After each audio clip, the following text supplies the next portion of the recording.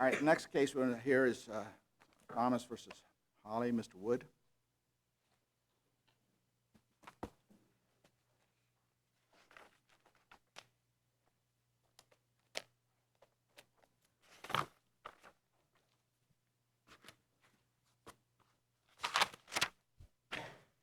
Good morning, Your Honors.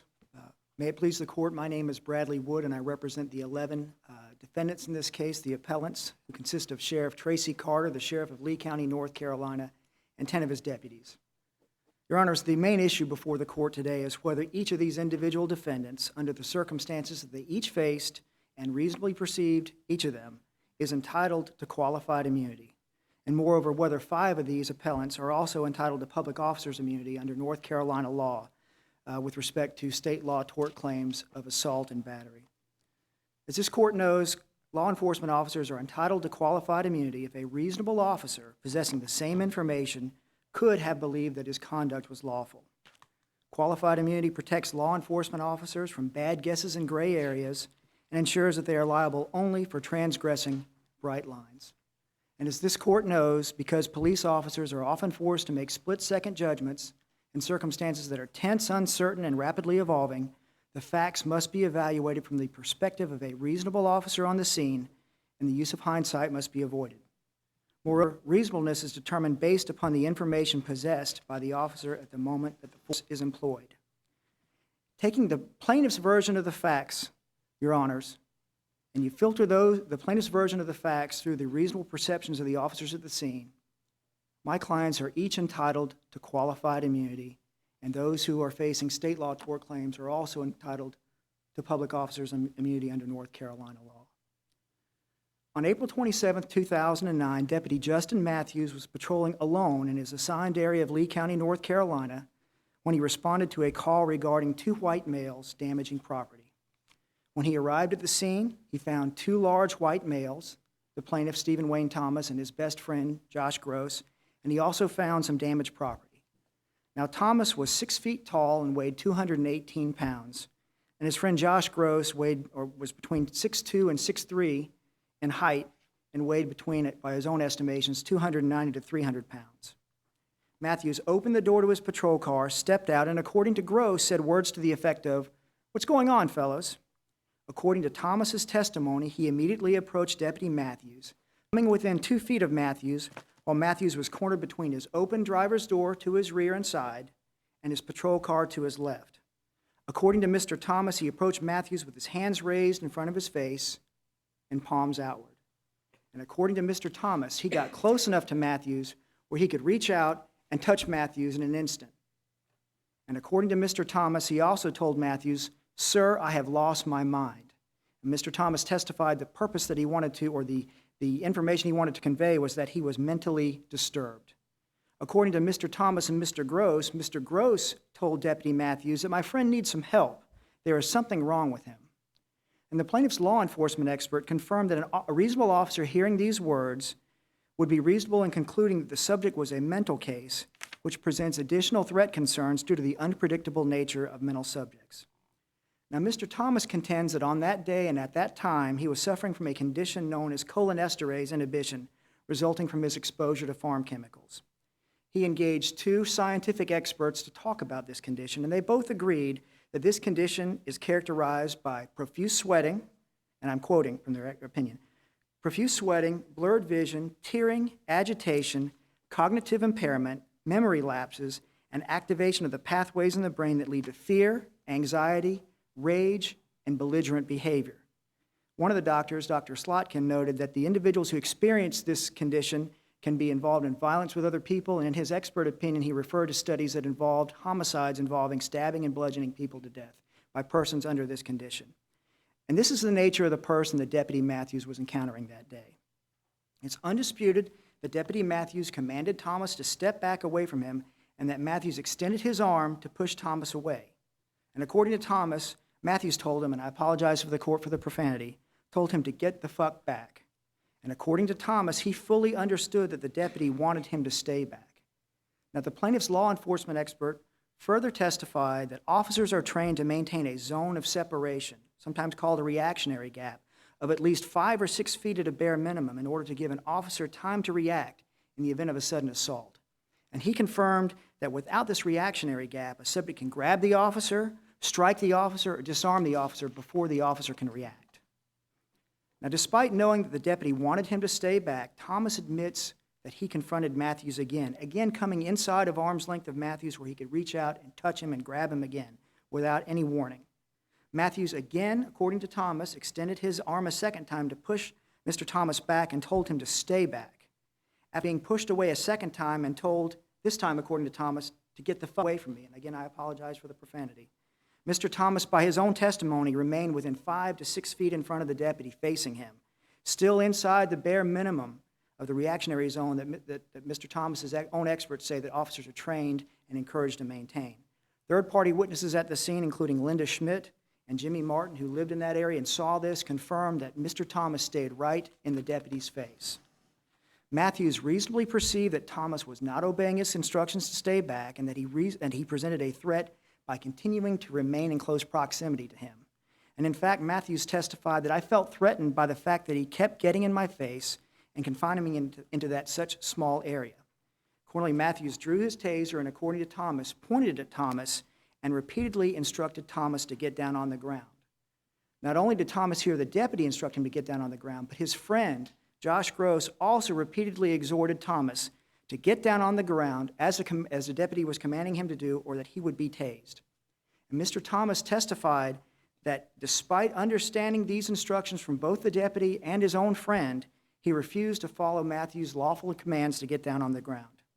Thomas testified that he perceived that the deputy was scared and that the situation was escalating, but he still acknowledges that he did not get down on the ground as Deputy Matthews commanded him. Instead, according to Thomas's testimony, he backed away no more than 1 or 2 feet from where he'd been at 5 to 6 feet to 6 or 7 feet away from the deputy while still facing him. And according to There Thomas, was some evidence that he was turning to his right. and I'll get to that, Your Honor. Yes, ma'am. And then Thomas says, as I turned, or as I backed, I turned to my right, and as I turned, that's when he tased me. And Thomas said as he turned, he still was looking at the deputy and was able to see the prongs from his taser come out of the taser and strike him in the left shoulder. That's Thomas's testimony. Gross, his friend, testified that Thomas, these are quotes, Thomas turns to his right a little bit. I don't know if he was going to run or what he was going to do, but he turned away from the deputy and he got shot with a taser. Your Honors, at that moment, Matthews was faced with tense, uncertain, and rapidly evolving circumstances. And a reasonable officer in that instant, in that split second, could have reasonably perceived that he was facing an attack from Thomas, an attack that justified the use of the taser to protect himself. Is the taser have a line connected to the taser gun? The way that it operates, Your Honor, in prong mode, it has 2 prongs that are darts that come out of the device that then fasten themselves to the subject. And that's how the electrical power is applied. There's as you'll see later on in the incident. The first firing is just to get the connection. That's right. And then is there a separate function then to turn on some electricity, or Well, or the does first, it automatically happen? it will automatically happen, Your Honor, the first time. And then after that, now that the connection is established, then the deputy or the officer can apply additional 5-second applications of electricity by pulling the trigger. Gross testified, as I just said, that he didn't know what Thomas was going to do at that moment, and Matthews can't be held to be any more telepathic than Gross. As this court knows, the Fourth Amendment does not require omniscience. An officer does not need to be absolutely sure of the nature of the threat or the suspect's intent to cause him harm. That the Constitution does not require certitude precede the act of self-preservation. And even if Matthews was mistaken as to whether Thomas was going to attack him, such a mistake would not be a violation of Thomas's constitutional rights, as it's well settled that mistaken but reasonable decisions do not transgress constitutional bounds. Because if Matthews had paused even for an instant, he risked losing the last chance that he had to protect himself from attack from Thomas. Now, after Thomas was tased, he went down to the ground. According to him, he went to his back.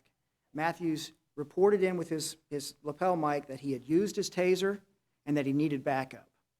He also commanded Thomas to stay down on the ground. Thomas does not dispute that. In fact, his friend Josh Gross confirms that the deputy repeatedly commanded Thomas to stay down on the ground. But that's not what Thomas did. He rolled over from his back, got to his hands and his knees, and according to his own testimony, his intent was to stand up, was to get up and to run away.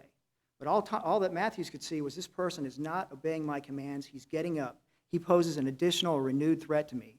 And Matthews made an additional decision in that split second, involving circumstances, to apply a second charge to his taser in the means that I just described to Your Honor. Again, Thomas goes down to his back, onto his back. Matthews again reiterates the commands to stay down on the ground. Stay down on the ground. Again, Thomas's friend confirms that these commands were given, and Thomas does not dispute them himself. Again, though, he tries to get back to his feet. He admits so in his brief, and in his testimony, he gets to his hands and his knees, again with the intent of getting up. Matthews again perceives a threat. He applies a third charge to his taser, and Thomas admits that at that moment he grabbed the taser wires, ripped them apart, and stood up. And the purpose of doing this was to disable the taser. According to Thomas, at this moment, Matthews sprayed him with pepper spray, and it's undisputed that pepper spray had no effect on Thomas whatsoever. Instead, he turned around and ran approximately 100 yards into a vacant lot across the road. And there's testimony from third-party witnesses that as he crossed the road, he stumbled and fell. First of all, he was almost hit by a car, and then he stumbled and fell face first without breaking his fall. Matthews, after reported in that that the taser had been disabled, that the subject had disabled his taser, and that he was in pursuit, and he gave chase. And in the light most favorable to the plaintiff, as he was chasing Thomas turned right back around, came right back at him as if he was shot out of a gun, according to Gross. According to the light most favorable to Thomas, his friend Josh Gross tackled Thomas to the ground. And the two of them, in the light most favorable to Thomas, Gross and Matthews, attempted to handcuff Thomas, but they weren't able to do so. We're only able to get one handcuff onto his wrist. And at that time, additional deputies began to show up. Deputy Gilstrap arrived, and when he arrived, he already knew that Matthews was involved in an altercation, that he'd used his taser, that the subject had broken the taser wires, and when he got there, he saw the altercation between Matthews and Thomas. And a third-party witness at the scene, who has no dog in the fight, said that he saw Gilstrap get out of his car at a time when Matthews and Thomas were struggling on the ground, that Gilstrap pulled his taser out of his holster, hit Thomas with it, and reported in and said, "I had used my taser." This man observed that Matthews wasn't on top of Thomas at the time, but that he was wrestling with him, but not on top of him. That Thomas was at a point where he could be tased. This man said after... What does the record show as to whether Thomas was handcuffed at this point? It's undisputed he was not handcuffed at this point. In the light most favorable to Thomas, he had one handcuff on one wrist. And I would respectfully say that's like being a little bit pregnant. Either you're handcuffed or you're not. And so he's still a threat. He's not secured. Saying he was partially but not completely restrained. I wouldn't even go that far, Your Honor, because one handcuff, really, the handcuff now becomes a weapon if they're able to get loose and flail with it. So unless the two wrists are secured, you're really no more restrained than you would be with no handcuffs on either wrist. It's undisputed that Gilstrap applied 3 applications of his taser, and that Thomas did not obey his instructions to stay down on the ground, and that Thomas continued to resist. It's undisputed that Gilstrap went to help Matthews try to get control over Thomas, and they were unable to do that. At this point in time, another deputy, Babb, arrives. He sees and he knows that tasers have been used by the radio traffic, and he sees the 2 officers unable to get control over Thomas, despite the use of tasers and despite 2 of them. And in the light most favorable to Thomas, he punched Thomas either up to 5 times, either in the back of the head or somewhere in the facial area, in an attempt to stun him. Well, and let me interrupt here, Mr. Wood. This is what really bothers me about this case, is Estes and Babb. It really appears, when you look at the evidence in the light most favorable to the plaintiff, that these were gratuitous and violent acts that were not necessary. I mean, I understand what the other officers were doing. They were threatened. They had a suspect. But, I mean, to inflict this kind of physical punishment on someone's face when they're down on the ground, you have the officers sitting on his rear end. To me, it's appalling. And, I don't see how you make a case for those 2 officers at all, without that being a jury question. Well, I respectfully disagree, Your Honor. And I hear some of I know this court has issued the Meyer case earlier in February, and I think this case is distinguishable for that, because in that case, it's undisputed that the subject was not resisting. But in this case, you have as many as 5 officers at the end trying to physically get control over this man, and And they you're saying cannot it's do it. okay to punch the person in the face repeatedly and to knee them in the face? I am saying, Your Honor, that if other efforts have not been successful, he's been tasered numerous times, and that hasn't worked. He's even gotten up off the ground and ripped the taser wires away. And this isn't somebody who's murdered somebody. This is somebody who is claimed to have, alleged to have destroyed property. That And you're saying that justifies repeated punchings in the face while he's down and after he's been tackled? I would say, Your Honor, at this point in time, the subject, regardless of what's happened earlier with respect to the property, again, the court must look at the use of force at that moment in time and not what's gone on prior to that. But I would say that at this point, the deputies know that 5 of them aren't strong enough to get to apprehend this guy with brute force. They've used tasers numerous times, both in prong mode and in drive stun mode. They've used pressure point techniques, and that hasn't worked. Pepper spray has been used. That hasn't worked. They really don't have any other option. Their goal at that point in time is to subdue the subject as quickly as possible and to get him restrained, both for his safety and the officers. And I would respectfully submit that while, it'd be nice to not have to resort to that level, if other levels worked, those other levels weren't working, and they applied this force in this case. Nobody hit him with a baton. And there's really no evidence that the jaw fracture, the only injury that he has from this whole incident, was inflicted either by one of those officers. And so I would respectfully submit that despite the punches and the kicks, all the officers in this case acted reasonably under the circumstances, and they acted in conformance with the law enforcement officers, both in the Karakoff case as well as the Wilson versus Flynn case, in trying to restrain someone who was resisting and couldn't be restrained by previous means. And I see them far beyond my time, and I've Thank you, reserved Mr. some Lewis. time. Mr. Lewis?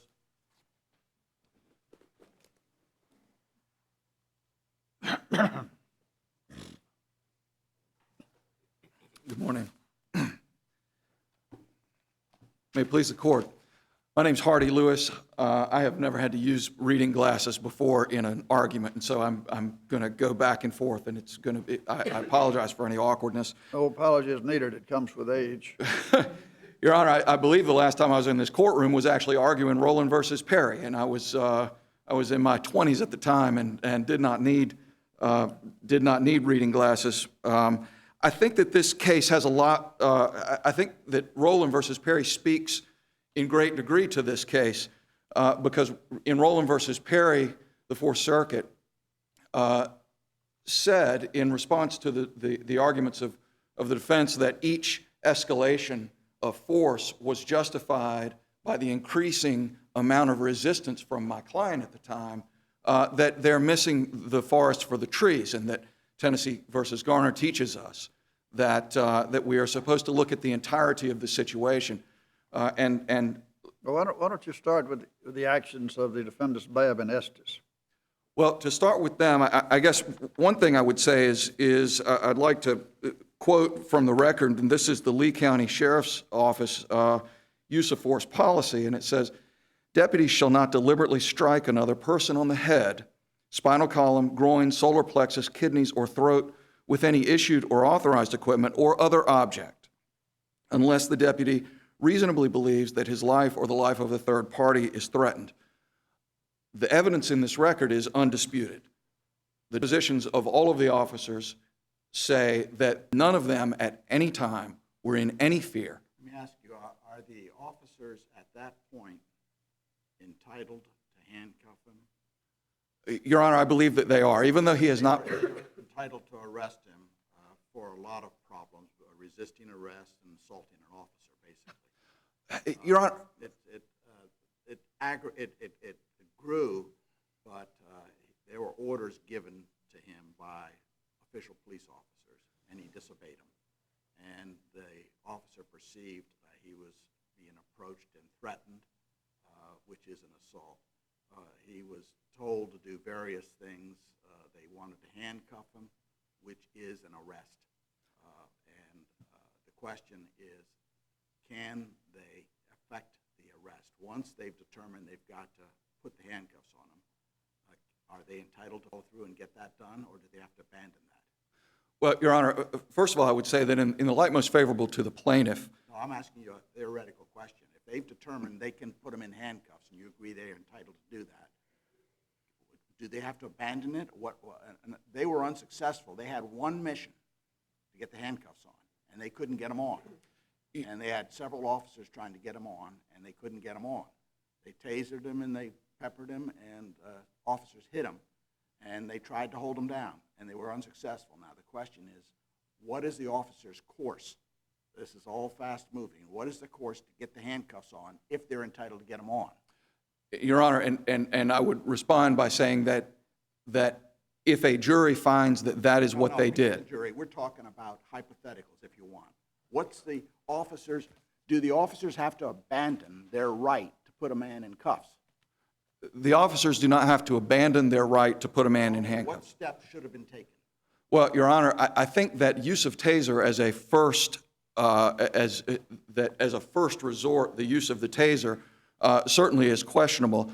I think that in this case, well, I'm talking about this guy's, we're getting to this point where Judge Hamilton asked you about when the two officers came in and hit him.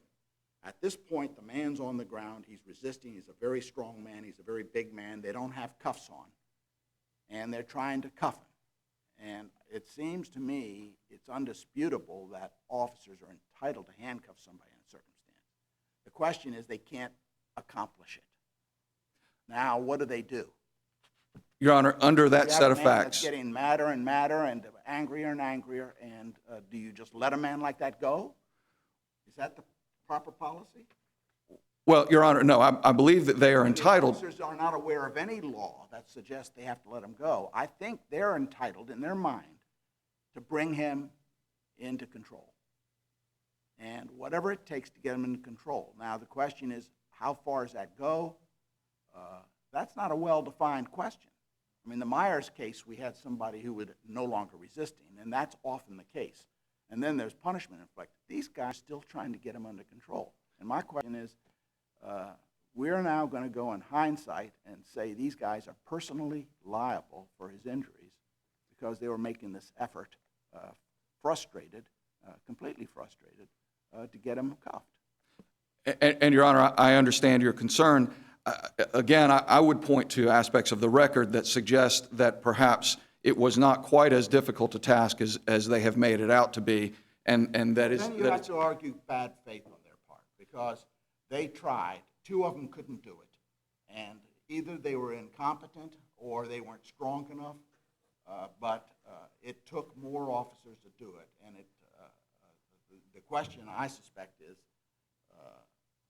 what else motive? Do you attribute deliberateness on their part, that they deliberately left the cuffs off in order to be able to punish him? Well, Your Honor, It's not in the record. I would point to the observations of Mr. Shearer, who was a bystander at the case, who said that at the time that Detective Babb administered the repeated punches to the face when his head was against the ground, that the officers were merely sitting on him, that there was not a struggle. And again, there has not been any evidence in this record that Mr. Thomas was violent toward any officer. But at the time that Detective Babb... How can you know that? I mean, that really is taking the position of angels. The idea that this man is uncontrollable, apparently mad, he's something mentally wrong with him, he's strong, he's resisting physically, he will not obey an order, he comes charging at you. I mean, to suggest that they don't have a right to bring him under control, and your suggestion that they had him under control is not borne out by the record. I don't think they ever had him under control until they had him cuffed, and everybody stopped then. Well, Your Honor, I would also add to the factors here that of the 8 minutes that it took for this to occur, for at least 50 seconds of those minutes, my client had 1,200 volts at 19 pulses per second running through his body. And so... Give me some alternatives. The officers have to bring him under control. It's a bad situation. Maybe they could administer some Valium or something like that. They didn't have that there. They tried to use the pepper spray. That's what they had. They had the tasers, which are basically intended to slow somebody down like that. And he rip it out, and they put some bunch more in. He didn't respond to that. Well, He Your didn't Honor, respond to commands. in a situation like this, though, Your Honor, is the progression here to the point that they are entitled to use deadly force. No, not deadly force. We're talking about bringing somebody under control who's out of control. And the question is, the officers physically aren't strong enough to do it just with mechanical means. And that's what they tried to do. Now, officer comes and hits him in the head, trying to knock him down. That may not be the best choice. But are we now going to go back in hindsight and say that officer's house and his estate is going to be subjected to a judgment because he went to work that day and had this effort of bringing this man under control? The immunity is given up or forfeited when somebody deliberately violates a law that he knows is the law. Is there evidence that these officers knew that they were violating the law when they were doing this and trying to bring him under control? Your Honor, I would suggest that yes. And I would suggest not just because it's perhaps, although the case law says we can look to North Carolina Supreme Court, to Fourth Circuit, to U.S. Supreme Court, but we know that that can be artificial because we know that police officers do not read the cases. With all respect, they don't read the cases. To a reasonable officer, but we have found that officers even using deadly force in situations, shooting a gun at somebody, has been okay. The problem is every case has to be decided on the facts of that case. And you have to figure out, was the officer facing a situation where he knew he was crossing the line and carrying out his duties? And, Your Honor, I would again point to the Lee County Sheriff's regulations that expressly prescribe. They're trying to get the guy under control. But he is these two are in violation of regulations that they've been trained to follow. And so in answer to your question, I would say that yes, they know that what they are doing, given that nobody is contending that this man on the ground, struggling for whatever reason, perhaps because he's been tased 10 times, nobody is contending that he's a dangerous man, and yet they use force against his head. We started off with the notion, that's, to me, a wrong issue. This is not a punishment being effected for a crime. This is an effort by officers legitimately trying to arrest a man. And he's resisting arrest with all his force, and they can't accomplish it. Now, whatever the background is, I mean, he could have just been drinking or whatever, driving a car and drinking. That isn't the measure. The measure is, do the officers have a legitimate function in arresting the man? And if they can't arrest him, how far can they go and bring him in arrest? Or is the alternative, and I've never seen a case that says this, that they have to abandon the man? I understand, and Who continues I would to again, resist. I would again point to Rowland versus Perry, which is the same sort of escalation of force against a person who's resisting. And in that case, the Fourth Circuit said that this use of force, the use of force that was effected to disable my client at the time was, should a jury find it, was unreasonable and would have been violative of the Fourth Amendment. Okay, now, Mr. Lewis, I'm a little puzzled why you're not talking about the other 6 officers, the bystanders. Or you're not relying on the fact that they could have come to the aid of the other officers who are having trouble? Well, certainly, Your Honor. I haven't heard that from you. Is that part of your argument today, or no? Well, there were officers at the scene There who were six able. others, right? 6 others, yes, Your Honor. At least 6 others. 6 others that we know about. We expect that there were more. And one thing along those lines, we are not in a position really to know what their involvement was, other than their own affidavits. Part of that is because all of the radio traffic that took place between these officers on that day is gone. Usually that would be recorded. Usually we would be able to hear the officers speaking among themselves, communicating with each other, talking about whatever risks they perceived that they were facing, but that's gone. The reason that we're given that it's gone is that there was, during this intense time, there was a radio antenna being relocated, and so 5 hours of traffic is missing. Your Honor, we feel like that that summary judgment is inappropriate for the reasons that we've talked about, but including because a spoliation instruction in this case would allow a finder of fact to make inferences regarding what was on that tape that is missing, and that there's, we would argue that we'd like to take more discovery as to what the reason for that missing radio traffic is. But yes, there were enough people there to take care of this situation. And again, we think there were enough people at the scene without hitting him in the face, without kneeing him in the head. We think that the 4 men who were on him were enough to effect the arrest. We think that it was gratuitous. Judge Boyle agreed with us that it was gratuitous. He used words like unnecessary, gratuitous, and disproportionate when he was talking about the second prong of the Saussure test, which is that is it clearly outside the bounds of the law. Judge Boyle said there's ample case precedent to show that unnecessary, gratuitous, and disproportionate use of force is clearly is well known to be against the law and should be known by the officers who are out there. So yes, Your Honor, the existence of those other officers at the scene, including the sheriff himself, the fact that 4 officers were on him and didn't need to use the knee to the head, what our expert has characterized as deadly force. If that's the case, how did he get up and run away, run across the road into the field over there? Well, Your Honor, what happened there was and again, Judge Boyle found that this was not necessarily a refusal to comply. Judge Boyle found that he was turning around in the process of complying and was shot in the back with the taser. So he's shot in the back with the taser. A minute passes.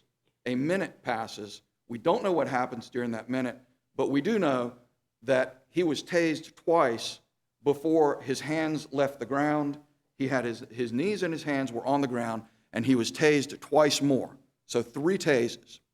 At that point, he took, again, that's 15 seconds within about a minute and 20 seconds, 15 seconds of 1,200 volts running through you.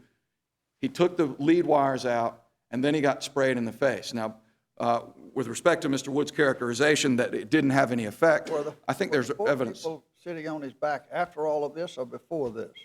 Your Honor, 4 people after that. After that.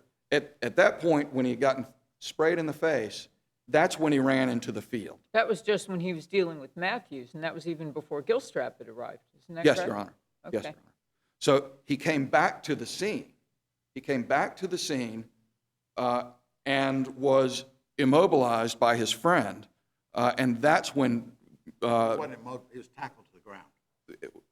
Thank you, Your Honor. And it's at that point that Deputy Gilstrap came in and tased him 3 more times in fairly quick succession. And there is evidence based on the Basically, what you're saying is that he wasn't restrained until Mr. Gilstrap arrived on the scene, and I guess he was tased 3 more times. Well, Your Honor, he was tased 3 more times by Deputy Gilstrap. Deputy Gilstrap got on top of him, and there were 2 officers. Was he restrained at any time before that? No, Your Honor.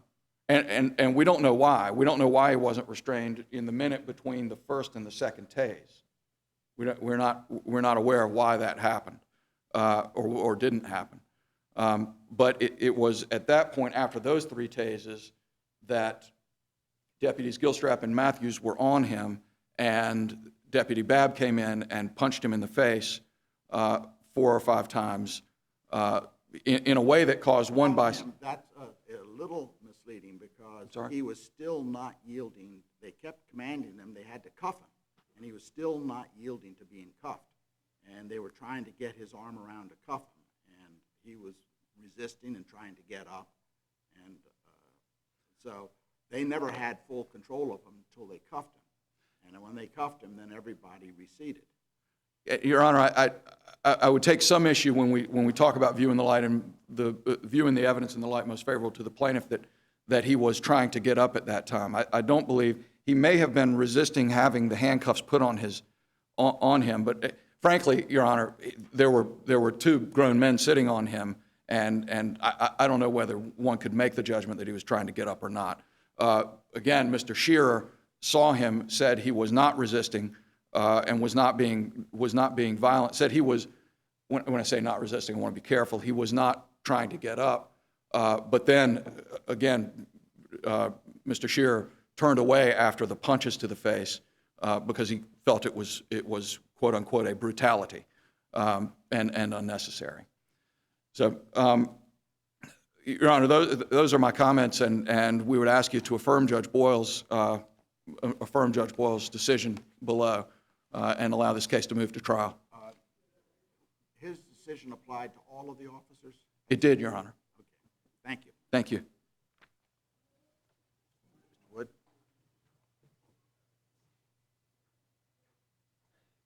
Your Honor, just a few points in rebuttal. Counsel for the appellees referred to a ordinance or a regulation by the Lee County Sheriff's Office, and I think it mischaracterizes what it says. It says that people shall not hit people in the heads with objects. Nobody was hit in the head with an object, and that's not what it intends to talk about. A fist or some other open or soft non-object projectile such as a fist, that's not what it's talking about. So I would take issue with that. I'd point out to the cases of Wilson versus Flynn, the Williams versus Sandell case that we put in our brief, a Sixth Circuit case, and the Karakoff case, again, from the Fourth Circuit. They all talk about people in situations similar like this, where you've got somebody who's incredibly strong, very, very difficult to control. In each of those cases, it took multiple officers. In the Williams case, it took them 38 tasers applications, numerous baton strikes, and other efforts at force to get control of the man. You have situations, unfortunately, where this happens. We've talked about it, and I've heard Isn't the obvious alternative to have the other 6 officers on the scene get in the action and help out rather than strike somebody in the face and knee him in the face? a couple of points, Your Honor. First of all, these other 6 officers, 2 of them, it's undisputed, were never even there. Melton and Lloyd were never well, there. the other 4 then. The others, There were other officers on the scene. most of the other officers arrived as or after Mr. Thomas was finally taken into custody. The only other officer that I think was there at any point in time during the actual struggle was Deputy Smith, and he testified there were 5 people on him. They couldn't get control of him. There was nowhere for me to get a hold of him and You're grab. saying it's not a jury question. I understand the jury argument, this is all the officers could do. And the jury might well say that's all they could do. They had to punch him in the face. But how isn't that a jury question? That's what's troubling me here. Not that they might ultimately get a verdict in their favor. They certainly, might. But that it shouldn't be up to a jury to decide whether this was an unreasonable use or excessive use of force.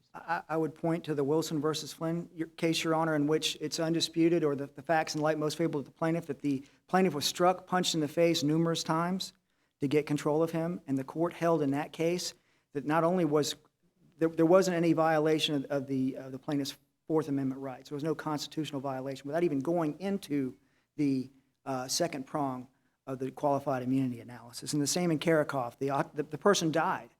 This court found that there was no violation of his constitutional rights. There were numerous lacerations to his head and indications he'd been struck in the face.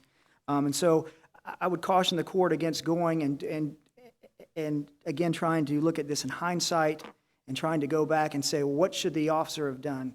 The counsel for the appellee said that, well, we don't know what happened during that minute between the first and second tasers usages of Matthews. And I think it's dangerous to sit here and say, well, you, by yourself, faced with 2 men, because both of them are much larger than you, one of whom has already told you there's something the matter with him. He's mentally Gross ill. was helping them out. Not at this point, Your Honor. I'm talking about the first taser. Oh, the first- I'm at least addressing why there's been some contention that we should have, or that Deputy Matthews by I himself. think the issue, the rub in this case, centers around the final efforts to get the cuffs on him and the hitting his head and kneeing him. And it seems to me that's the one you have to address. And the question then, I suspect, is do we demand perfect conduct from police in these fast-moving circumstances, or if they cross the line, was it with the deliberate intent to violate known law? And there has to be a deliberateness to violate a constitutional principle. And your argument, I gather, is these guys were reacting. They were reacting naturally as police officers would to bring somebody under control. And we can't micromanage how that was carried out. And cases tend to support that. That's what you're saying. That's correct, Your Honor.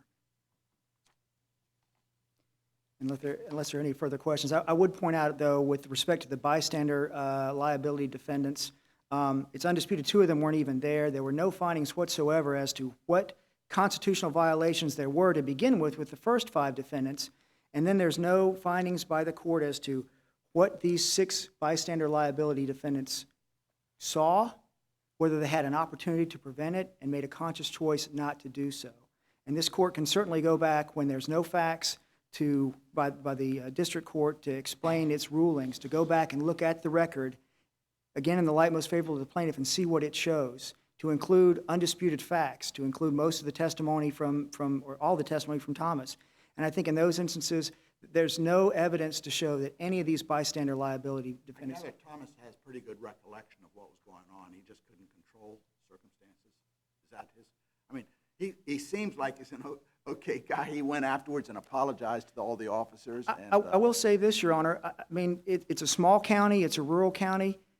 A lot of these guys knew one another from high school, and there was communication after the fact. Too bad we had to get into litigation, but I mean, the sheriff said, most of them will say, we like Wayne. Wayne's a friend of ours. But on that day, that wasn't Wayne. clearly he was suffering, and he knew he was suffering. Nobody disputes that in this case. There was something chemical in that chemical mix that sent him off. And I would just add, with what Your Honor said with your comments, the officers did the very best that they could with the situation that they had. Lesser means didn't work. They did what they had to do to get him handcuffed and Well, they stopped. probably, in hindsight, probably could have accomplished the same act without the hittings. But the question is whether we can't go reconstruct and tell them how they have to do it. The question is whether they were going beyond the pale when they're trying to bring somebody under control, and you don't sort of play a chess game and figure out now how am I going to bring them under control. You're just reacting, and the officers, they had a bunch of them there trying to get them under control. And the lack of gratuity is shown by the fact that as soon as they got cuffs on, there's no evidence that any officer struck, kicked, or punished the plaintiff in this case. As soon as they had the cuffs on, everybody then stopped. And that's supportive of the officer's attitude, I would think. Yes, Your Honor. I'm out of time. Okay, thank you. We'll come down and greet counsel and proceed to the last case.